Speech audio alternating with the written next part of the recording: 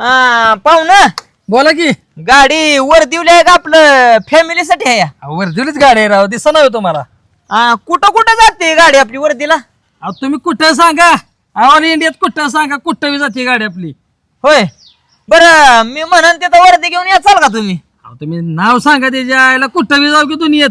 होय नाही पाहुणं काय झालंय माहित आहे का माझा धपा जुळदार आहेत पोरांना इथं पुरीच कोण द्या ना म्हणून या फकड्याने केला डायरेक्ट इंद्रदेवाला फोन.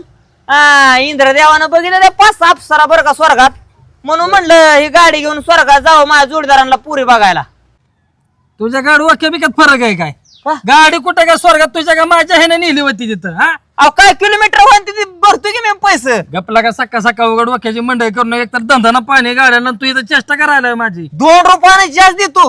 ए बाबा जा घरी तू जा घरी सकाळ सकाळ नाट लावून घेतो डोक्याची काहीतरी मंडई करू नको जा. वर्दीची गरज आहे का?